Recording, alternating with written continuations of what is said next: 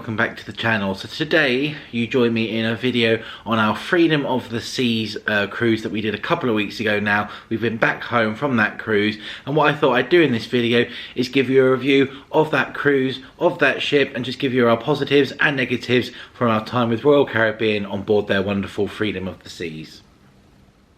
So what I thought I'd do first is give you a little bit of background about that cruise. So it was a cruise from Miami with Royal Caribbean on board Freedom of the Seas, and it was a 4-night cruise, and it went to Perfect Day at Coco K, which is Royal Caribbean's private island in the Bahamas, and it also visited Nassau, which is also in the Bahamas. So it was a 4-night cruise on board the wonderful, amazing Freedom of the Seas, and it also, in terms of cabins, we had 2 interior cabins. There were connecting cabins. There's going to be videos down in the description below for you. The cabin tours of those particular rooms. I will touch on the cabins a little bit later on, but that's just kind of a very quick overview of our cruise.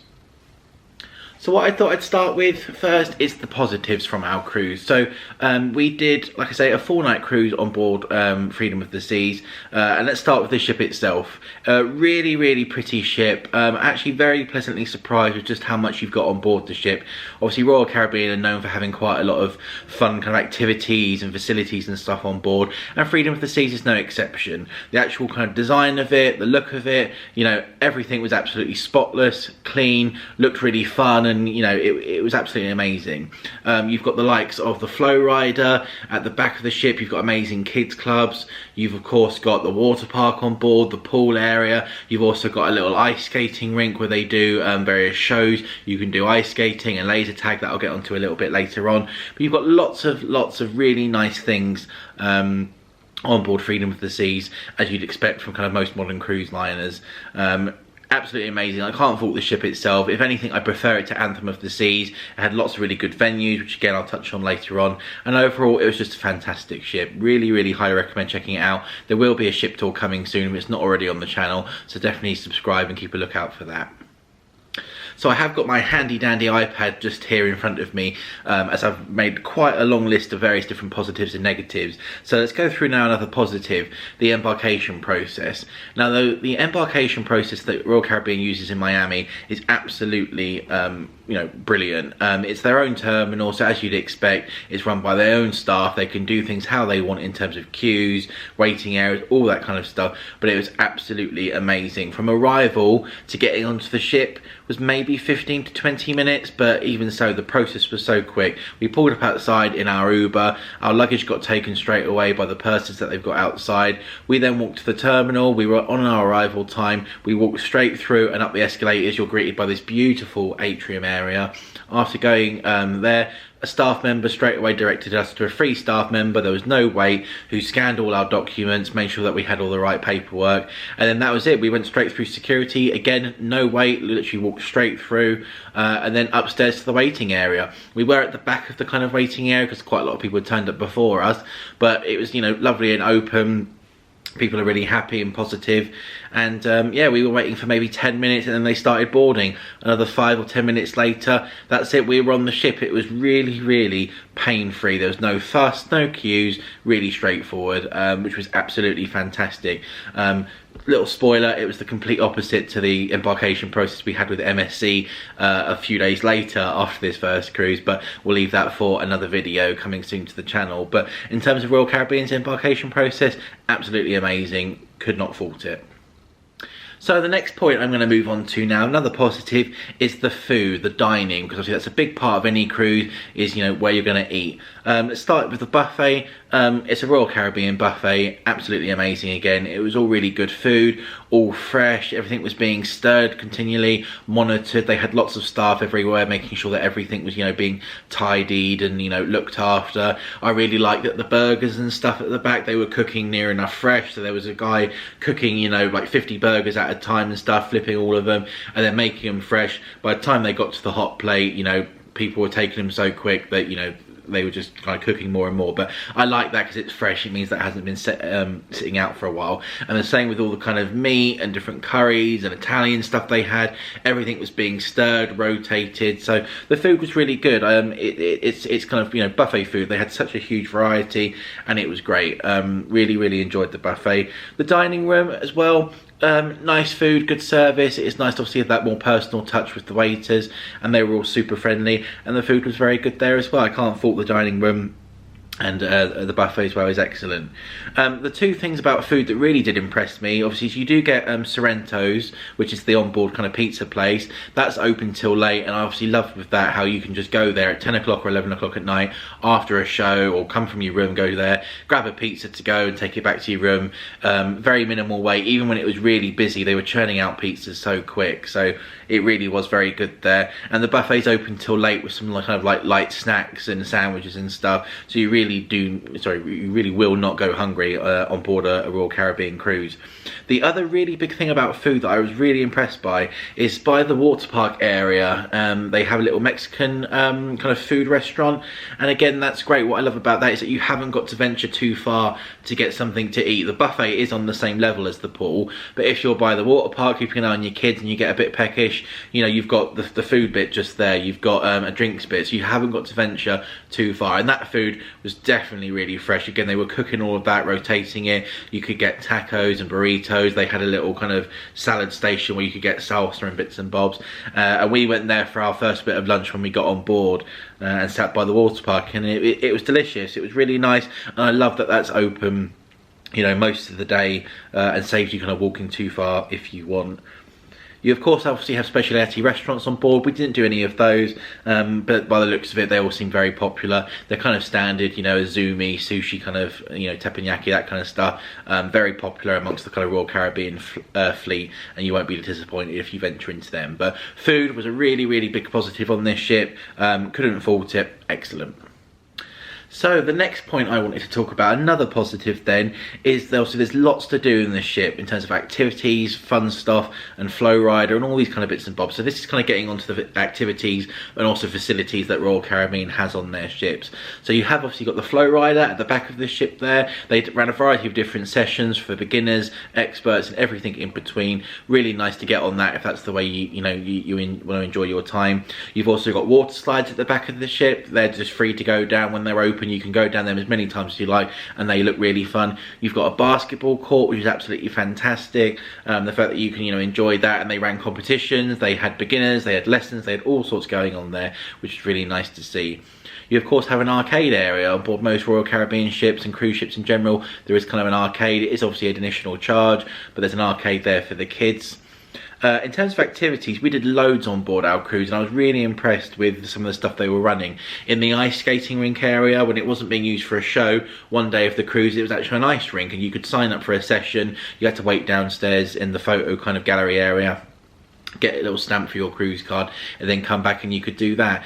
I did that, and there's some footage that's probably playing on the screen now, as you can see of me probably nearly falling over and stuff, but you know what, it was great fun. I really like that you can do that completely free, and a great activity on board. The other activity that I did with William was laser tag. So I've never done that before on a cruise ship, and I don't even think I've done that before actually in general. But it was fantastic. They convert the ice skating rink to this laser tag arena, and there's kind of a story behind it, and you get set up in your teams, they randomise it, and then you go into this inflatable area and you have a good laser tag game. And what I was very impressed with that is that it was actually completely free, and also it was quite a long game. It wasn't just, you know, like a 5 minutes or out you go kind of thing. It was, you know, a good kind of 10-15 minute game, and I was really impressed with that. William seemed to enjoy it, and that was great fun. Moving on to my next point then, you've also got kids clubs. So kids clubs are now open and fully running again. Oliver seemed to absolutely love his kids club. They did lots of different activities. You know, there was movies going on, games, drawing. You've got the teen club where teens just go in at their own leisure, and they can, you know, pop in and out and play Xbox and video games. You also have a little kids room that wasn't monitored by staff, but you could kind of just go in there and kill some time. And we quite often, just before dinner, if we had half hour to kill, to keep Oliver entertained, would take him in there. He can have a bit of a run around, a climb, all that kind of stuff, and that's a really handy room to have on board, I think. All the kids seem to love it, and a really handy thing to have on board the ship. So, next thing I wanted to move on for positives were the water park and pools. So, Royal Caribbean, as you'd expect, has a variety of different pools on board their ships. The main pool deck we did venture in a little bit, and it's a great little area. You've got some really good pools there. You can have a bit of a swim. There's plenty of chairs around. You've got kind of like sun lounges in the actual water, which is quite nice. Loads of lifeguards and life jackets available, which is a big positive for anyone with kids, obviously, as it gives you a little bit more reassurance that you've got another pair of eyes watching your little ones. And the water park itself, I was so impressed with it. It's such a big area, you know, lots going on, different slides, and a bucket filled up and then dropped down, and Oliver loved it and we loved it. And I just like the area because obviously being in the Caribbean, it's roasting hot, and it's nice that you can be hanging out in the water park. All the kids are having fun, you're keeping cool but having fun with them, and I absolutely love this area of the ship. I'm sure you're seeing us from the footage now how colourful it is and just how much fun it looked. Absolutely loved that. It was definitely one of my favourite areas on board the whole ship. It really was superb. So the next positive I wanted to touch on was the service. Now just for a moment, I'm not going to touch on the waiter service or the bar service, anything like that. I want to talk about specifically the Royal Caribbean service itself and the customer service that they offered at the kind of main reception desk. Every time I went there, it was kind of very busy. There were people having issues by the looks of it, but I could see the staff working so hard to obviously try and rectify that and do what they can. But any encounter I had it with them, whether it was a minor issue or, you know, maybe a slightly more important matter, they were super helpful with. And I wanted to give one example of that. I would have touched this on the videos coming out as well, so if you want to check out the videos coming to the channel, leave a like down the video and hit that subscribe button down below, as there are kind of more videos that will come kind of covering that and what we got up to on each cruise day. But we had an issue with Oliver, bless him. He had a minor medical issue, nothing major, but the way that Royal Caribbean handled that and the way that they spoke with us, the way that they assisted us and checked in on Oliver and then tried to make his experience as best as they possibly could was absolutely outstanding. We didn't ask for anything, we didn't ask for any of that. It was just them going the extra mile to make sure that he was okay and he was looked after for his cruise, and that really meant a lot to us. And to us, that is what a cruise line, you know, that's what makes a difference and stuff for a cruise line, is a cruise line that, you know, is looking to go that extra mile but also making sure that, you know, their customers, if you like, are happy and safe. And that was really appreciated. By the end of the cruise, we were all feeling quite tired. Obviously we had this kind of medical issue to deal with and what have you, so we were feeling extra kind of on edge, and the fact that they did what they could without us asking to make that kind of last day or two as easy as possible was really appreciated. So the Royal Caribbean service is absolutely outstanding, particularly on Freedom of the Seas, and in general their phone lines and everything else we've dealt with, they've been always super quick and doing what they can to make things right with any issues I've ever had with them, and that's really appreciated by us. So I definitely think that you know, Royal Caribbean can't be faulted for their service. So the final thing that I've got on my list here, or final two things I should say I've got on my list here. The first is a very simple one. I love the front area of the ship. Really big positive about Freedom of the Seas. I love that you've got the front area of the ship where you can go out where the helipad is and you can just enjoy, you know, the open air and what have you. It's absolutely beautiful on a sunrise or a sunset, and it's just a great place for sailors. Well, not a lot of people know about it. I think a lot of people maybe step away from it because it's quite far away, or maybe they just don't know, but it's a beautiful area of the ship. Not many ships nowadays have this area that you can access, but I absolutely love that Freedom did have it and that you can enjoy that. I think it was a really nice touch. And that leads me now onto maybe my final point, which is nothing necessarily related to the cruise ship itself, but it was part of our cruise experience, and that is Coco K. So this was our first stop on our 4-night cruise. It was our first full day on board the ship, and Coco K is their private island in the Bahamas, and it is absolutely beautiful. There will be a separate video coming on the channel because I want to cover it in more detail in terms of a tour, show you the kind of best areas to maybe sit and have a drink or a sun lounger, where to get food from, all that kind of stuff, and also provide kind of a separate review, as I do believe it is kind of warrants its own review. But Coco K absolutely blew me away. The island is really pretty, it's colourful. From the moment you arrive, everyone is having fun. You've got the water park, if that's your kind of thing. You've got the little splash areas for the kids. You've got the beautiful beaches and the crystal clear water that you can go and, you know, lay by, enjoy a cocktail. You can do some snorkeling and see all the beautiful fish in the water. There is so much going on at Coco K, but it's also a chance where you can just really relax as well and enjoy the snorkeling, enjoy the water. It absolutely blew me away. Kate had said from her previous cruise back in May on Freedom how amazing it was, and she was not, you know, lying. It was a beautiful, beautiful place, and for me, probably one of the best places I've ever visited in the world. And that for me makes going on any kind of Royal Caribbean ship out in the Caribbean worthwhile, just because if it visits Coco K, you will not be disappointed. So yeah, absolutely amazing. So now I wanted to move on to some of the negatives about our Freedom of the Seas cruise. And I do take in mind that obviously this is all down to personal opinion, both the positives and the negatives. What we found as a slight negative, you might think is a positive, and vice versa. But these negatives as well, I say they're negatives, they're very little things which really didn't bother us that much. We still thought it was an absolutely amazing cruise, so don't let any of these put you off by any means. But I thought I'd run through them as it is worth mentioning. The first one I've got on here is the cabins. To me, I felt that they were a little bit dated inside, which is to be expected from an older ship, but it really didn't bother me that much. I say dated very lightly. They were all very clean, obviously, which is the main priority. They're all very clean and they're all really well looked after, so they look great and they work and what have you. I was really impressed with the interior cabins we had. They maybe looked a little bit more dated than the balcony we ended up having, but it's a very minor thing compared to obviously some of the newer ships coming out where they're quite light and airy kind of rooms. These were just a little bit of an older style, which is a very minor point. Does that affect your cruise experience? Not really. If you were maybe going to spend more time in the room, or you like spending more time in your cabin because you like to read or you have to work, maybe it would, but I thought I'd mention it. It's definitely worth checking out the various cabin tours and stuff on YouTube and down in the description below for the cabins that we stayed in, but very, very minor thing. Now the next negative I've got, and this is a really silly one, but the lifts on board Freedom of the Seas take forever at times. That seems like such a silly thing to mention, and it is, because again, it's just a minor inconvenience, but the lifts and stuff that we had on board Freedom of the Seas are really slow. You press a button and stuff and it will call it, but we were waiting anywhere up to 5, maybe sometimes 10 minutes, which seems excessive, but sometimes it was like that, particularly at busy periods.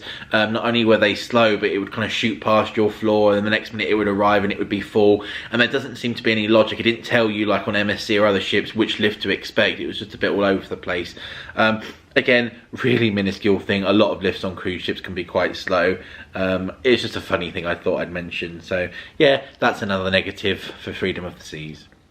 Now, moving on to our next couple of points, I want to talk about the kids clubs. Now, obviously the kids clubs I mentioned as a positive, and they really are a fantastic thing to have on board any cruise ship, and Freedom of the Seas is no exception. The only thing that I've mentioned about the kids clubs in a negative aspect is that the room for Oliver and his age was a little bit on the small side compared to some of the others, which isn't the end of the world, because they do a lot of activities and sometimes they kind of venture elsewhere, but it was a little bit on the small side, and I guess if you've got a lot of kids in there, I don't know if that would start to feel kind of crowded or not. But the main kind of point from Kids Club is that the hours weren't the best compared to some of the other cruise lines that we've been on. That might just be because of that particular cruise and how short it was. That could be due to staffing levels, or maybe that's just how they run it. But the Kids Club hours were kind of very short windows, kind of a couple of periods throughout the day, and they were always kind of around maybe lunchtime. It was just, you know, not the end of the world. We made the most of it. Oliver had a great time if he did want to go.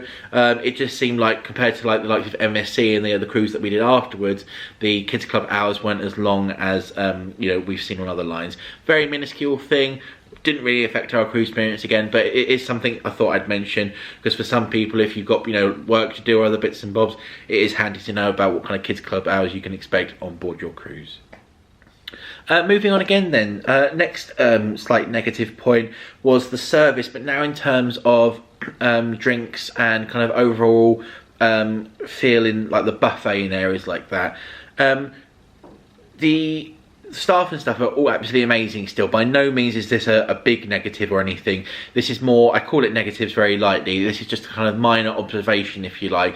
Having done Royal Caribbean before with Anthem of the Seas in the UK, I remember from that cruise how quick staff were to kind of like whoosh plates away from other tables and, you know, wipe stuff down and go around like the buffet and ask if you'd like a drink or just chat with you or anything like that. But what I seem to notice from the kind of very early on is that there weren't a huge amount of staff in the kind of buffet in terms of like doing sweeps of the area and, you know, checking for you know, dirty tables or anything like that, which again doesn't bother us, but in the sense of, you know, there's so much to do on these cruise ships and stuff, so, you know, we're not expecting anything to be cleaned away straight away or anything. I don't want anyone to think that. It's just, again, it's an observation and what have you, that there did seem to be, you know, less staff around. And the staff that we did see kind of wandering around doing other bits were mainly selling drinks packages, which I found quite interesting in some regards, because they seem to be quite pushing, you know, the drinks package and specialty dining, which I understand because it's additional revenue for them. But it was just an interesting kind of point to note, whereas on Anthem of the Seas, it was the complete opposite. There was staff everywhere. The second you got up, someone was cleaning your table or asking if you wanted a drink and all that kind of stuff, which, you know, maybe it's staffing levels again on Freedom. It's a tough one to say. Not a big deal or anything. It didn't bother us in the slightest. Everyone was happy. We were happy. Again, it's just an observation. Some people might be bothered, you know, if there's not kind of many tables clear, or if they can't get a drink because then there's no staff around. I'm just trying to think of things that other people kind of maybe would want on their cruise or potentially could complain about. But it's just an interesting point, which leads me on to my next bit, which was with regards to kind of drinks. On a lot of other cruises we've done, we're used to kind of having staff very continuously coming up asking if you'd like a drink, particularly if you haven't got a drinks package. I'm guessing because they were pushing the drinks package quite a lot, maybe most passengers on board didn't have one. We didn't, for example. We had a soda package, but we didn't have a cocktail package. And it's just that interesting point of, if someone was coming around asking you more about, you know, would you like a drink, if you didn't have a drinks package but you fancied a cocktail at that moment, you maybe be more inclined to buy one. So obviously, you know, it's additional revenue for them and what have you. It just seemed to be there wasn't a huge amount of staff, you know, asking would you like a drink or wandering around doing that compared to other cruises we've done, including Royal Caribbean. And again, that's probably down to staffing. And again, it didn't bother us. We had a soda package, but I did read kind of posts on Facebook and stuff, which is why I'm mentioning it now, about a few people said that service for drinks, particularly if you had an alcohol package, was very slow because they didn't have the waiters and stuff going around asking, you know, if you'd like anything. So I thought I'd mention that because obviously people on our cruise have had that experience, and it's definitely worth mentioning if you're considering a drinks package. But it's, you know, the staff are absolutely amazing on this ship. There is so much that they have to do, bless them. They work incredibly long hours, and you know, they really are amazing. So it's not anything on their part at all. It's just thought I'd worth mentioning it. Okay, my final negative then, and I say this as a negative again, but it is worth mentioning. I think this is probably the only thing that's kind of like, for me, I would definitely want to see change, but I understand why they won't. And that is that the Coco K upcharges are very, very high. I understand, obviously, it's their private island, and you know, they've got these extra activities, the zip lining, they've got the balloon, they've got jet ski, they've got all these wonderful things going on the island, the Thrill Water Park, for example, as well. It's just that the charges for some of that seem quite high. The water park, for example, was approaching, you know, over $100 a day per person, which if you've got, you know, a family of 4 or 5 on top of your cruise, you could then be spending another $500-600 on the water park. And if you love water parks and that's your way inclined and you love the thrills and stuff, that's, you know, completely understandable, and you might think that's great value. But potentially, if you're not sure about it, or if, for example, maybe only 1 or 2 of you can do it, but the other 2 kind of not sure if they can, or there's not much to do, like for example, the water park has a wave pool area and all the different slides and stuff, it would seem a little bit wasteful for us to pay $100 for Oliver to do the water park where he could only do the wave pool and some splash area, as opposed to like myself, Kate or William that can do the whole kind of water park and the slides and stuff. So that's kind of one thing that I noticed. Again, the zip line was very expensive for what it is really, bearing in mind you get quite a short go, and the balloon ride as well, again, is another one.